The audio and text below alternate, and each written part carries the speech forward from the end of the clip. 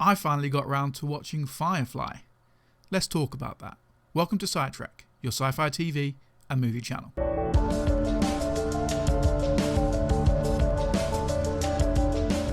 Before we get into this video, I'd like to invite you to subscribe to my personal YouTube channel, Matt's Nerd Corner, where I talk about everything nerdy. It might be Stargate, it might be Doctor Who, it might be comic books. Basically, whatever I'm passionate about, that's where I'm going to talk about it. Check the first link in the description and subscribe to my YouTube channel. So a couple of weeks ago on the SciTrek Live, it became apparent that I've not really seen that many TV shows or movies with regards to sci-fi. Now, I have watched sci-fi shows. Obviously, I'm a massive fan of Stargate, Doctor Who and various other shows. However, I tend to stick to the shows that I know and love and haven't really branched out into some of the top favourites of fans. One show that was always recommended to me over and over again was Firefly, and I just had to watch it. I have completed the season and I have some thoughts. Initial reaction to the first episode was, wow, what an episode. The pilot episode is probably the best pilot I've ever seen on any television show ever. The first 10 minutes or so, I was a little bit like, I don't really get this and I don't know why anyone really likes it. But then it all kicked off. We get to meet all of the characters in the pilot. Obviously, it's a pilot episode. And honestly, my first reaction for Malcolm Reynolds was, I absolutely hate this guy. Who is he and who does he think he is? Because he does not seem like a likable character at all. He came across as a cold-hearted, callous man with no regard for anyone else. One thing I did notice about him was he had this aversion to religion, even though in the first 10 minutes of the episode, we see him holding a cross. Now, having watched the entire series now, I believe he as a character detached himself from God after the war had failed and his side had essentially lost. I got to see more of this man as the series went on, and I realised whilst he is borderline insane, he's also very loyal to his crew. Furthermore, he cares about the people that he encounters. He always errs on the side of righteousness, even though he is technically a criminal space pirate. He always wants to do the right thing, he always wants to protect the weak. And although his chosen line of work isn't very honourable, he does have a strict code of honour that he follows himself. So my first impressions, whilst I didn't really like the character as the series went on, I absolutely loved him. The other character that really surprised me really was the character of Kaylee as well, someone who the actress I'd already seen in Stargate Atlantis as Dr. Jennifer Keller. When I first saw the character of Kaylee, I wasn't very impressed. At first glance, she seemed a little young, naive, and a little bit annoying. However, as the series went on, I fell in love with her character. She's an extremely passionate person, a highly skilled engineer, and someone who wears their heart on their sleeve. She wants to find love, and even develops a crush on the Doctor.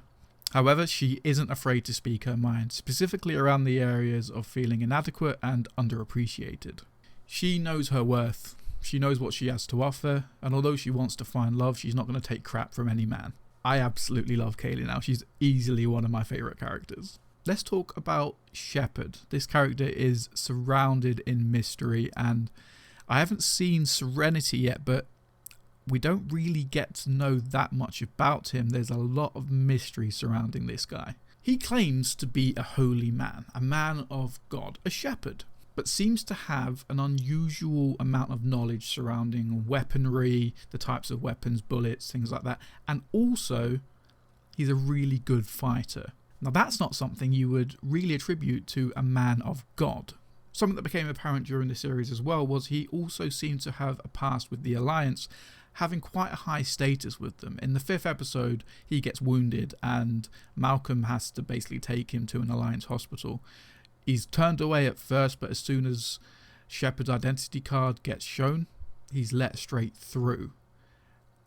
And we never really find out why. There's always random lines of dialogue from him as well. Things that seem really out of character, which to me suggests that he's leading some sort of double life. One theory I have is that perhaps he turned to God for atonement after the life he'd previously led. He needed some sort of religious cleansing. One of the first lines he ever says in the show was that he never married as well. That to me suggests that he was, in his previous life, someone who travelled around a lot, never stayed in one place long enough to settle down. But maybe I'm reading too much into it. The rest of the characters in Firefly I absolutely love. One notable person I have to mention is Inara. Inara, the actress, again, I first saw in Stargate. She played Adria, the Orisai for the Ori, and I fell in love with her in Stargate, but I fell in love with her even more in Firefly. She is, for all intents and purposes, a prostitute. She's a companion who essentially picks who she wants to sleep with, and she's very high class, very emotional, she's the kind of person who wants to get to know her clients and give them a really good experience, because to her it's about meeting the people and having a connection. Something that's really apparent with her and Malcolm is that there's a lot of unspoken feelings towards each other, which is never really said.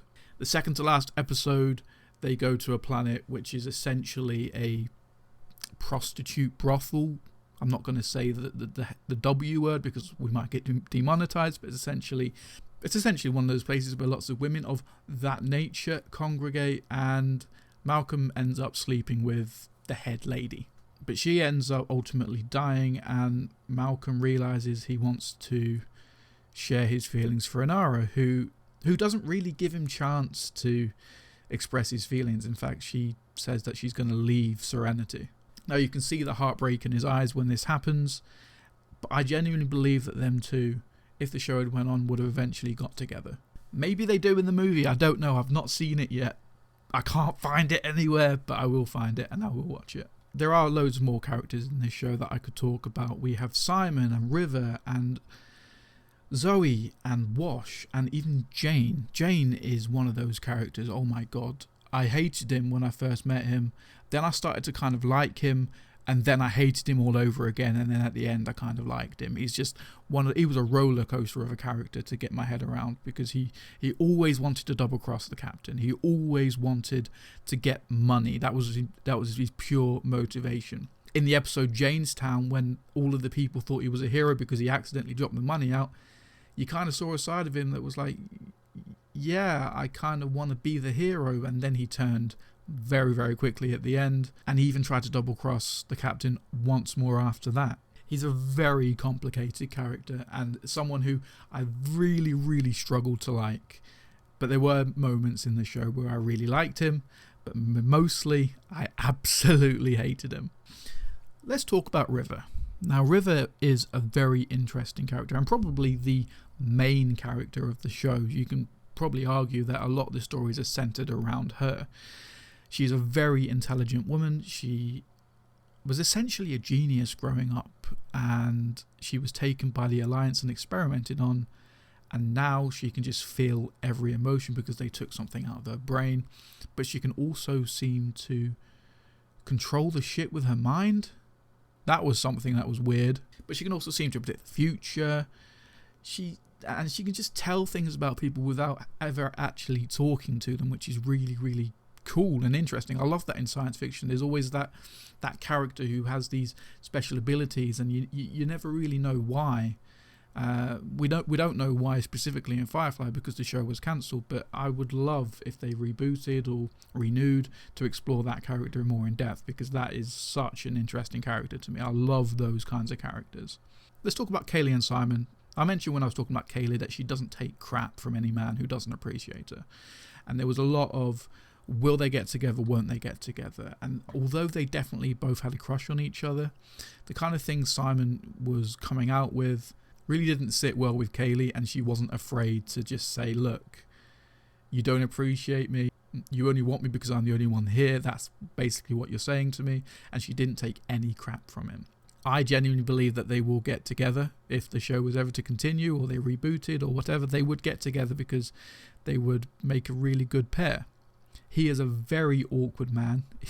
He doesn't know how to talk to women, and I think that's where he trips himself up a lot of the time. She, as I mentioned, is someone who wears her heart on her sleeve, and she just says how she feels, and he doesn't know how to express himself, and often when he does try to express himself, he gets it wrong and offends her. And that is a problem when you're trying to court someone in a relationship. Overall, I really, really liked Firefly. I'm actually on my second watch through of it right now, and I'm going to try and find the movie Serenity at some point. Try and find it so I can actually get some answers or some sort of conclusion. I don't think there's going to be any satisfying conclusion to Firefly.